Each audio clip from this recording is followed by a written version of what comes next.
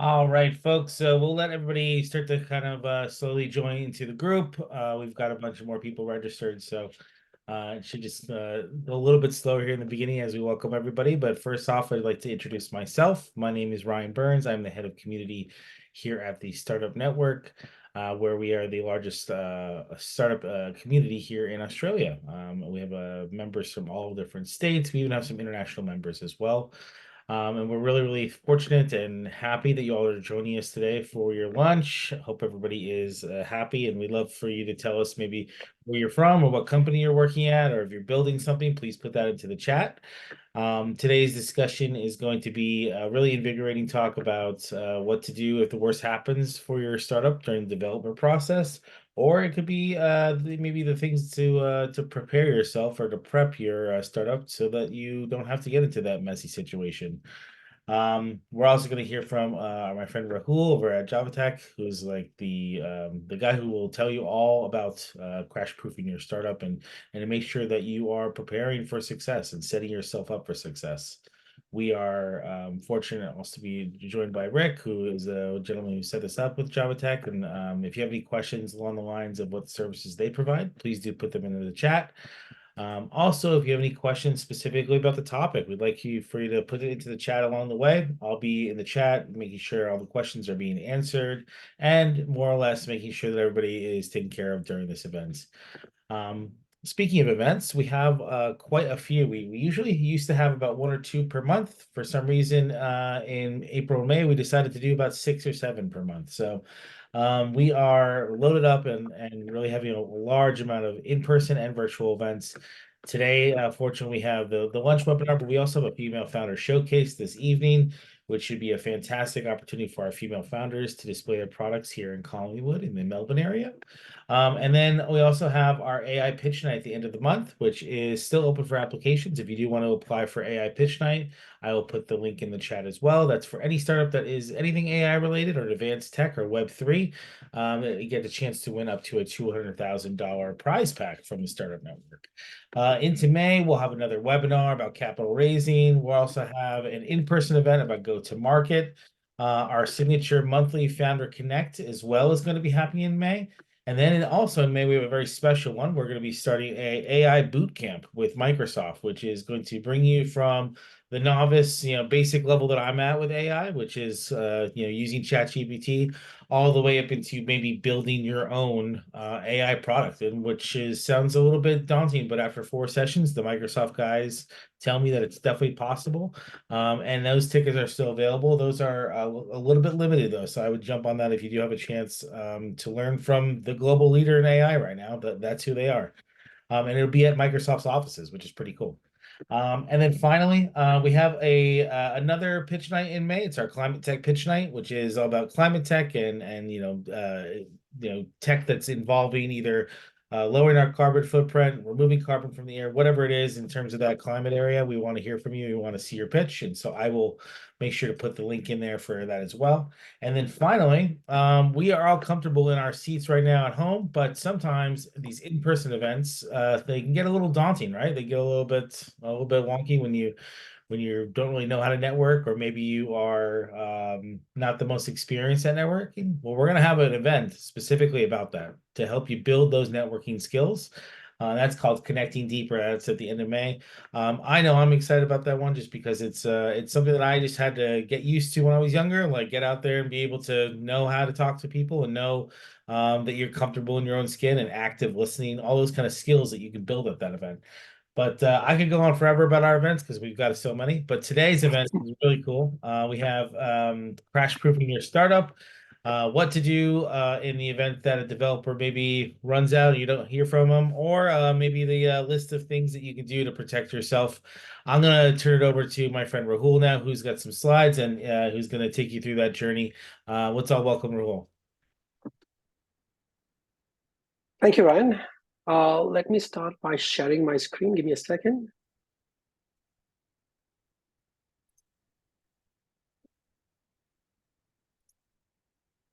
Let me pick the right one. Can everyone see my screen? Looks good. Yeah. Cool. That's good. Yeah. Anyways, thank you again, Ryan, for that intro. Firstly, it's an honor to be here to speak to all of you today. Before I start, I'd like to first acknowledge the traditional owners of the land that we meet on today. I'll also like to pay my respects to elders past, present, and emerging. Before we get into our presentation or my talk, let's first have a quick question, and we can just throw an emoji in the chat bot. Just how many of you can relate to the person in the picture up there? Basically, if with their startup, they're completely exhausted, or someone that you know is struggling in frustration with a team or vendor currently. Just throw in an emoji so I just get a bit of idea of how people are feeling at the moment. Thank you, Angie, for sharing that as well. It's good if you are, or if you're not as well, you're not coming to the right place, at least trying to help crash-proof your startup if you're planning to build in near future. I can say, hand to heart, same here. In my past life, I had the same kind of problems as well. And you're definitely not alone if you're in that spot. During this talk, I'm going to tell you about a story about one of our clients.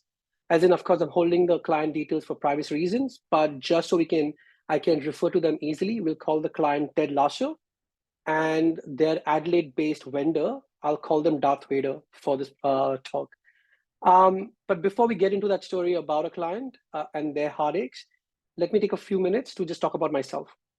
So around 15 years ago, a good friend of mine stood in front of me and told me, Rahul, you're going to be CEO one day. I really scoffed in disbelief. I didn't believe him. I ignored him completely. But somewhere, somehow, something sparked. At that point, I was doing a 9-to-5 job, a tech job, wasn't really satisfied. And there was a certain hunger in me, and I'm sure you can all relate, that hasn't stopped since, trying to build something of my own, and which is what has brought me here today. I have had enough failures along the way. Let me rephrase that. Let's call them learning experiences. So these learning experiences that I've had along the way, I've learned a lot of tips and things that I want to share with you today to help protect your startup, basically crash-proof your startup. Also, one more thing I would like to share that, of course, there is, I guess there's no real such thing as crash-proofing, but there are some things I really believe that if you implement in your work, taking your idea to completion, you can help prevent it from derailing from your goal. And basically, you can try to protect it as best as you can. So thank you again for giving all of you for being here and giving me your valuable time. I hope you leave this session energized and armed with some knowledge that you didn't previously have. I have a few slides to go through. I promise are not too long. And at the same time, I like to have my presentations to be a bit interactive. So as Ryan mentioned, the chat is open. Please throw in your questions in there along the way before you forget them, or throw some emojis or comments, and we'll definitely have a look at them towards the end of the session when we have a Q&A session. So firstly, who am I? So firstly, I am right out of university. That was ages ago. It's been almost 20 years. I worked at a tech education sector, and I was a programmer. I was just fresh out of university. I was naive, and at the same time, I was super excited to join the workforce and start earning the regular salary. But I've always been a tech geek myself as well. Now, I enjoyed my job for a while, but then I started being bored of it, and I started some side hustles. There are a few of them that I did. You can see those logos that we created along the way. But my fierce loyalty with my company, I stayed with the same company for over 7 years. I didn't switch jobs, but at the same time, I was trying different initiatives. One ranging from building an app that allowed you to tweet more than 140 characters, to another platform where I brought in all the best deals around Australia into a platform. I really thought that would completely go crazy, but I was hugely disappointed when it didn't go nuts. Now, of course, hindsight is 2020. Now I know exactly what were the pitfalls and mistakes I've made along the way. This is what I want to share with you guys. All of these learning experiences that I've had along the last 20 years, which has led me to Jaftech Studios, my most successful startup yet. Now, not to start with negativity here, but it's Murphy's Law that dictated that anything that can go wrong will go wrong. Well, yes, that is true, but the assumption is that if you know what can go wrong, you can take steps to avoid those mistakes. Although the list of what can go wrong is an exhaustive one, I've selected a few here, which I myself and my clients have faced throughout the years. Now, my most favorite one out of this is the yes team. Let's try again a quick emoji poll in the chat. If any one of you have experienced the yes team. Just don't be shy, just drop in a thumbs up or any kind of emoji if you have experienced it. To define it, I guess a yes team is a team or a vendor that says yes to everything. Okay, I'll build that for you, I can do that. But when it comes to delivering it, there's only 50% of what you actually asked for. They missed the boat completely. Yeah, I'm not surprised. If I'm not surprised that you guys have experienced this. And so have I in my past life, as I mentioned. Now, a bit of a step back, when I want to talk about some stats as well. As I said previously, I'm a tech geek, inside out. But my wife is a numbers person. Now, we make the perfect match. Now, she loves her stats, and she's actually forced me to put this in. So I'll share this with you. In one of the recent studies, we saw that over 50% of software projects fail. Now, out of that, about 30%, they fail due to inadequate or poor communication. Now, when I saw those numbers, I resonated with those numbers, but at the same time, it blew my mind that good communication or communication so basic, like project management 101, I'm not sure why people make that mistake. But in reality, also that there's a mix of reasons why a project might fail. Now you must be thinking that as in we're here for understanding how to protect it, why I'm throwing all the failure points, how do I protect it? Now, for me to do that, let me take you on a journey. Now, I'll come back to the story I was referring to in my first slide, where the client, Ted Lasso, and their previous vendor, Darth Vader, how the story began, what happened, what failed, what happened after it failed, and what we did to bring it back to life. Now, a few years ago, Ted Lasso contacted us they told us that they are building a fitness app. Now they found us, Jaftech Studios, because our site stated that we work on rescue projects. Now, side note, we tag rescue projects. The definition of rescue projects, according to us, is any project that is built halfway, left halfway, and then we take it over and complete it and take you to the finish line to basically get you out there as soon as possible. Now, Ted Lasso spent the entire year with Darth Vader building something that they thought was an MVP. And then when they found out, they saw that the MVP was crashing everywhere. They had no idea where the content was saved, as in the client, Ted Lasso, had no idea where the assets were saved as well. And the app was already published into the Apple and Google store when it wasn't in any publishing state. Now, of course, so many things have gone wrong with this project. I'll probably actually say that the only thing that did not go wrong was, in fact, they stayed in budget. Now, even that's quite loosely mentioned because in budget, they actually didn't get what they wanted. But actually, but luckily, they didn't spend more than they were quoted for, at least. They were ghosted by Darth Vader. They had no visibility on their data, on their assets. The communication completely dried out. And there were so many roadblocks along the way. Now, suffice to say, we took on the project. It was the toughest rescue project we have taken on to date. Now, we had to get really creative in trying to piece this application or this information together.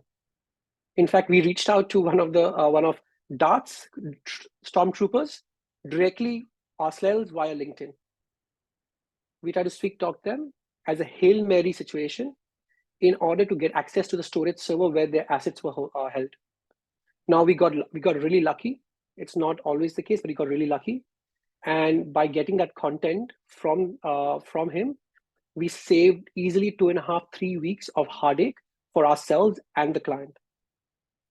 Now, it was a long, hard-fought journey for this client, and finally, it's a success story. Now, going through this project with them, we've learned a lot of lessons, and I want to share 3 important ones for you. Now, these are the top ones in order how they would have saved the startup if they knew this at the start. But this is a very short list to a very long list of things that you could do. Let me start with number 1. Always know where your stuff is saved. Now, you might think that this is extremely trivial, useless, even think that's a no-brainer. But it's amazing number of clients that come to us and they're missing critical information about the project.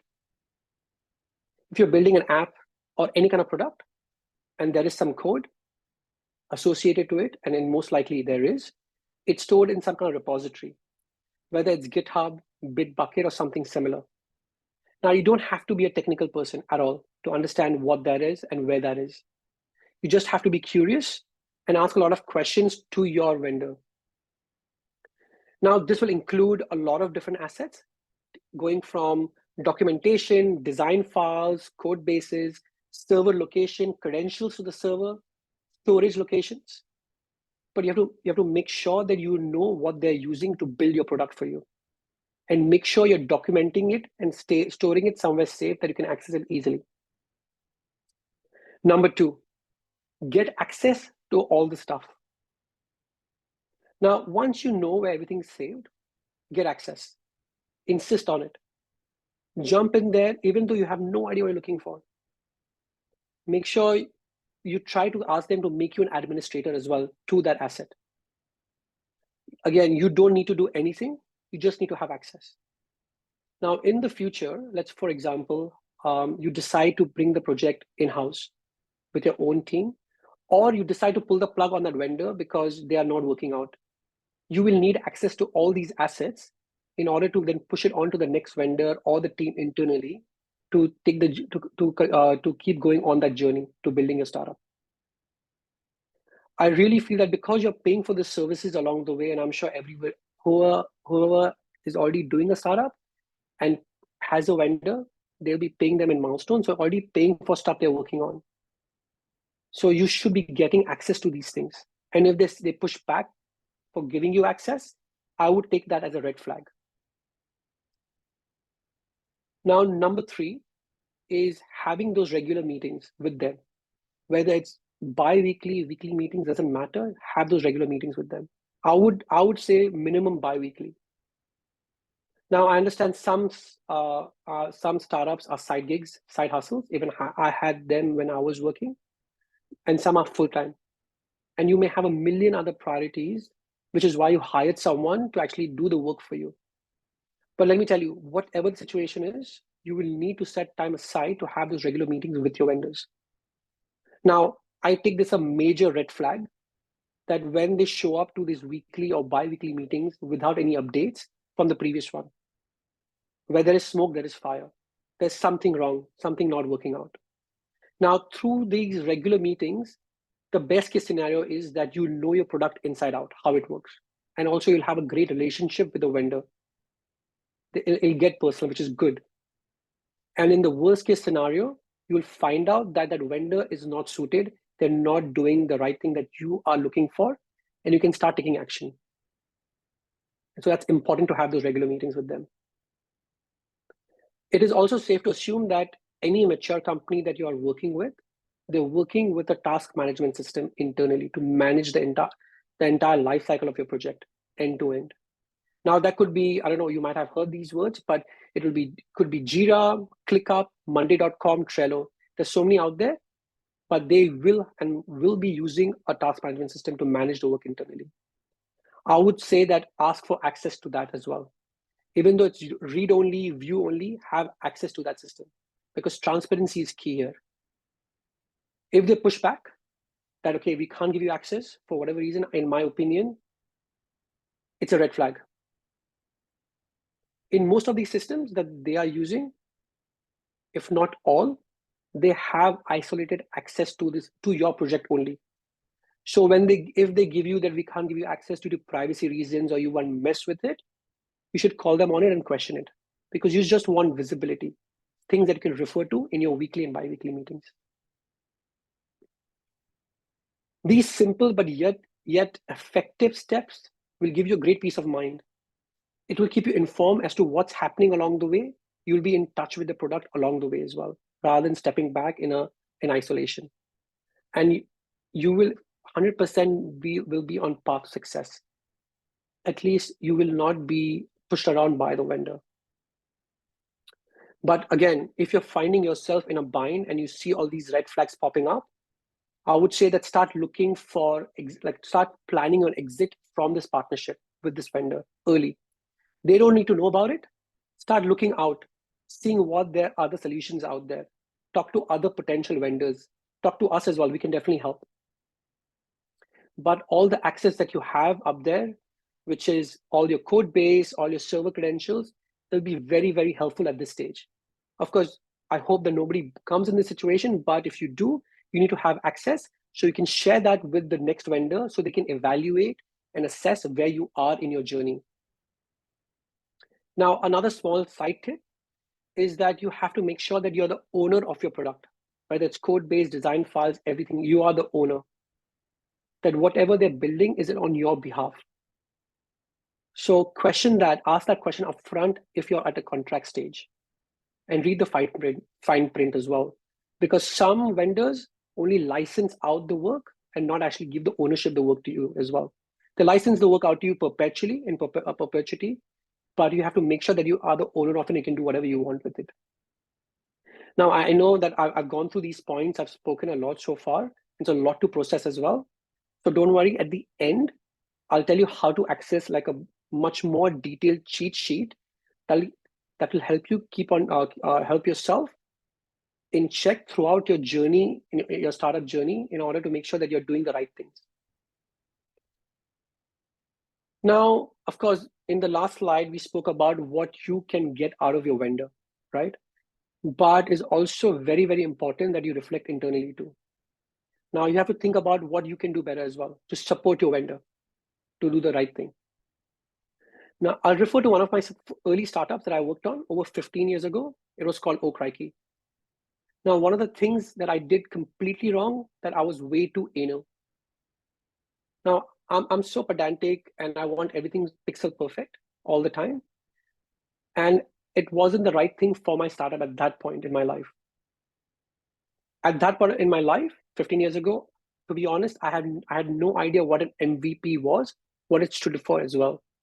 I had complete lack of understanding of what was important. That it was important to build using customer feedback, then deciding all the small bits and pieces myself internally without even releasing the product.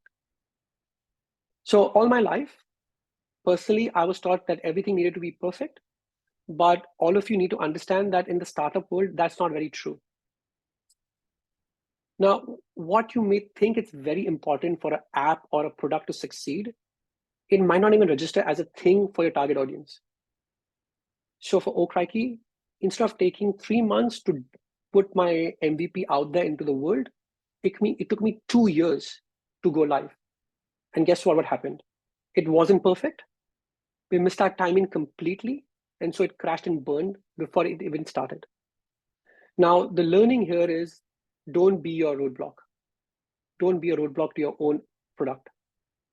Get your product out there as early as possible in order to get customer feedback.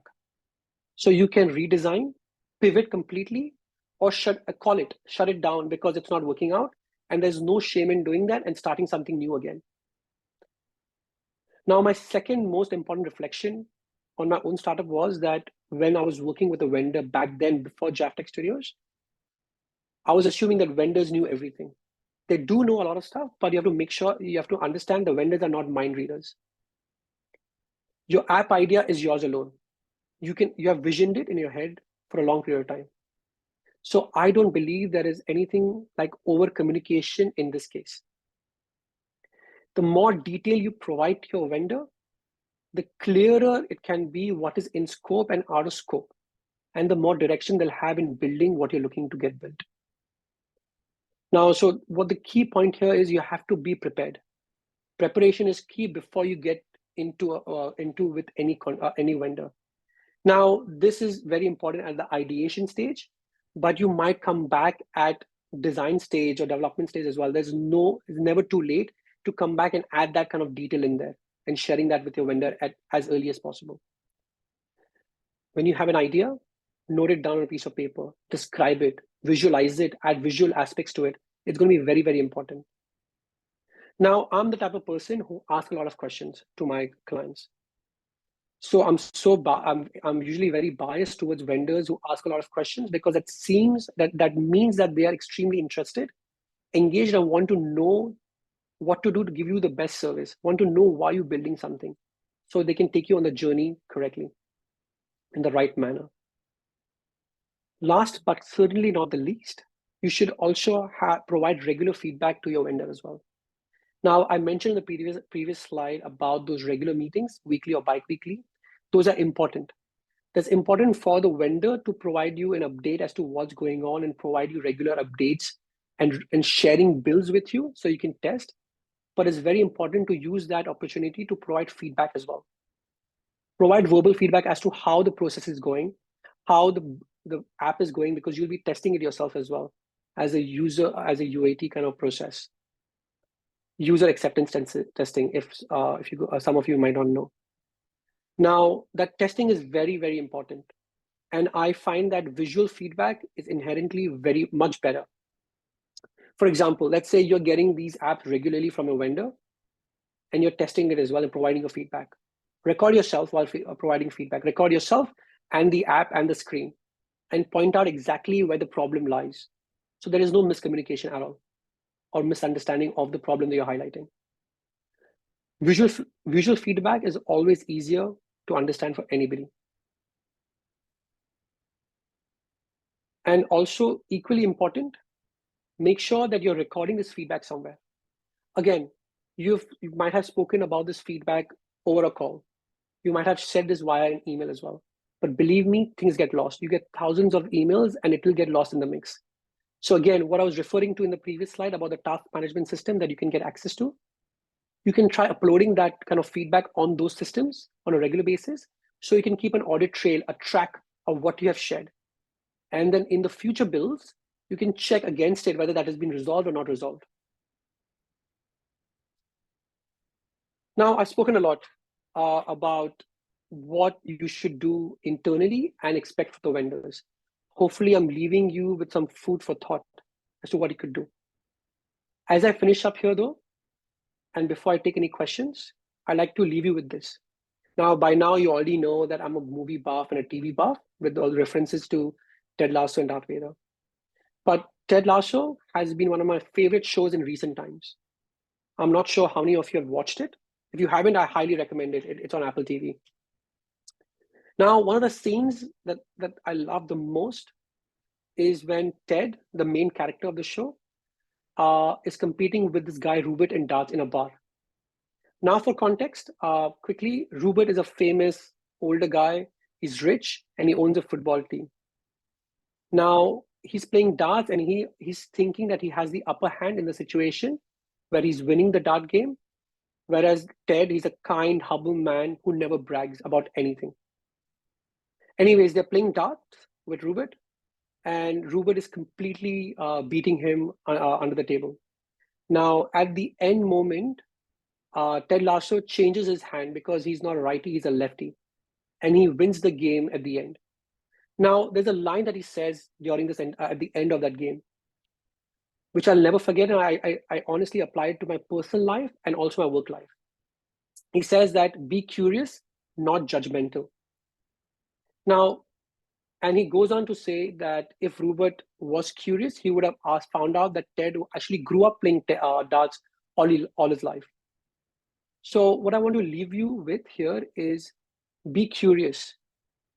Ask those questions you want to ask to your vendor before at any of the stage, from ideation to design, development, or post-launch. Make sure you keep asking and be curious about it. And believe me, there are no dumb questions, right? Whether you're technical or non-technical, Ask those questions. And I feel that that will put you to the path of success. Now, I hope you got something out of this talk. Of course, as I said, that I could not include all the tips and tricks that I've compiled over my last 15 years, given the time that we had. But I'm happy to share this entire list of all the 4 stages with you via email. Now, this is the cheat sheet that we stand by internally as well, and we recommend it to our clients, whether you're on ideation stage, design stage, development stage, or post-launch. You should make sure that you're checking things off along the way on this list. This will tell you everything about what you should have access to, what is required from yourself, and what is required from your vendor as well. So thank you so much for your time again. I'm happy to take any questions that you have at this point. That was great, Rahul. Thank you so much. We have some questions in the chat. I think that we had one. The first one was for a non-technical founder, is there less risk if a vendor delivers a solution based on a no-code platform? Yeah, as in there is no harm in no-code platforms, but what happens in the no-code platform is it can get you the MVP stage, potentially, depending on your requirements. But when it's going to go to the next step of growth, there would be a couple of roadblocks that you might hit. So I wouldn't say that no-code platform is a bad thing, but you have to keep that in mind, that the next step, there could be limitations that you might have to go and rebuild. Now, one of the clients that we got recently, they came from a no-code platform called Glide, and they built something out and got it running, and it increased efficiency internally for sure. But now they wanted to go to the next step, and now they were limited with that platform. And so we had to rebuild the product from scratch again to get there. So I would say that's not a bad thing. At least you can get some kind of proof from the market that it's working. It's actually adding efficiency or doing something good in the market. And then you can turn back and then build it again, because you see some kind of interest going on in the market. So yeah. Yeah, I agree. And also, like, maybe let's say those platforms go out of business, I mean, Glide, for instance, I know the founder of Glide, and they're on their Series A, I think it is, and yeah, they could just go anywhere at any point, so who knows what would happen then. The next question we have is from Joan. How can we communicate to vendors that we want the code to be scalable, assuming that we use a vendor for MVP development, and then we want to move development in-house in the future? That's a very great, that's an amazing question. We get that question all the time as well. So yes, so of course, in the first stage, you're always thinking of MVP development. You have limited funds, and then you want to, as you said, you want to go in-house. So that's when you have those conversations. You have to let them know, and you have to be quite open about your journey, what you're thinking of. I don't think you should be shy away from telling them that we're building the MVP with you, and we then plan to bring it in-house after that. And we have another client that we are talking to right now that's doing the exact same thing. So if you tell them about your journey, about what you're looking for, they will direct it in that manner as well. Of course, every mature company will build a product in a way that is scalable in the future. But if you have that conversation, those weekly, regular touch points with them and build that relationship up, you can be quite open, and so will they be open with you as well, to make sure that goes towards that kind of pathway. And I guess one more thing I would recommend, if possible, if you have access to a technical person, or you have a technical founder, you can keep making sure that when you have access to GitHub or the code repository, you can keep an eye out and see how they're building as well, if you're technical. Otherwise, you can go out to a third-party vendor that can help you manage or review your code on a regular basis, like an insurance policy. The example that I give to my clients is like when you're building a house, you have a third-party building surveyor who keeps coming in on a regular milestone and check the house once in a while. So that could be a good way to see whether it's been built properly for scalability as well. Great. And then when should we bring in the development in-house? What signals, metrics should I look out for? Again, the biggest one is, are you able to manage it yourself? Again, if you're a single person, whether you have tech knowledge or not, or you can hire people who have the skill sets that can help you manage the product. Now, all for the MVP, of course, your you're leaning on a company or a vendor that has all the know-how how to build the product. When you're building it in-house, first of all, the funding is important because you're going to pay that regular salary along the way.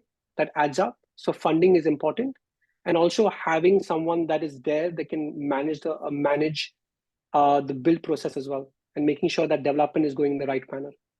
Now, the signals and the metrics, I would say personally, would be that once you get those kind of funding in the series that Ryan was mentioning, that can also fuel the process of building your own team in-house. And again, it's important to find the right people at the higher level and start building the team that way to can then interview the right people as well. Cool. And then from Catherine, can you recommend the best lawyer around for trouble with development vendors? Ooh, that's a tricky one.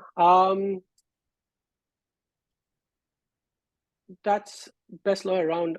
To be honest, I don't know any lawyers that would potentially, as in personally know any lawyers. I can Rick help. might know. Yeah, I Rick can can Rahul help help. too. actually, Yeah. yeah, that's actually where we step in, guys. So we have a bunch of those guys. Yeah. So if you do have any It, questions about that, let me know. Just reach out. We actually have a program right now called Law and Startup Order. It's literally we go over this kind of stuff, and it's with a legal firm called Birch and Co. And yeah, but Rick, I think you were going to say something as well. I was going to say almost the exact same thing, that there's some good lawyers that are members of the startup network. That's how I found some of the lawyers that I needed help for when I got into a couple of tricky situations. And if they're not, if they're not able to help you for like your specific scenario, they typically know someone. The startup network is a good place to start because they're obviously, if they're members of startup network, they will be founder friendly. So it's always a good start. Yeah. In fact, I just remembered our next webinar in May 2nd, is it's on capital raising, and it's with a company called Allied Legal, and they specialize in this kind of stuff as well. So there's the one probably benefit for us here at the Startup Network is there's always somebody that can help. That's why we're having this webinar today, is because someone always has a superpower, and we love to bring that superpower out to all you folks. The next question I have is from Matt. It says the third-party surveyors for vendors building an MVP. Is it common for developers to offer these services, or is there a specific niche role? And if so, do you have any recommendations? It's definitely a niche role. I don't know any companies that only do that part, but there are people who will provide that service. Nobody comes to mind at the moment, but I'll take your name and a contact detail as well, and then I can share someone with you if you want somebody to have a chat to.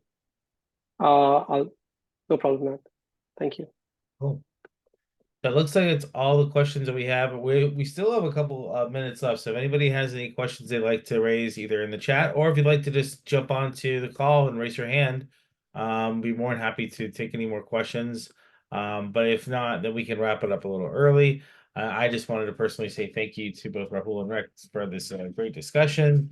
One piece of advice is to keep an eye on our YouTube channel where this will live. We're going to be sending out the recording to everybody as well, but we'll have everybody be able to access it on the channel as well. And then, like I said earlier, we have another webinar coming up in May and all those other events. The best way to get interactive with all those, this was a free event today, but most of the other events are all paid. The best way to get them all free, however, is to become a member. And that's the best way, because then you can go to everything that you want and kind of build that toolkit from the beginning. Rahul, do you have any final words you wanted to say before we wrap up? No, I just want to say thank you again for your time. As I said, I'll send the cheat sheet across to everybody who is here and signed up. So at least you have something in your back pocket to refer to if you need to. And of course, you can reach out if you need any help, or at least want to have just a discussion, an informal discussion about your situation. We're happy to discuss and provide any guidance as we can. All right, great.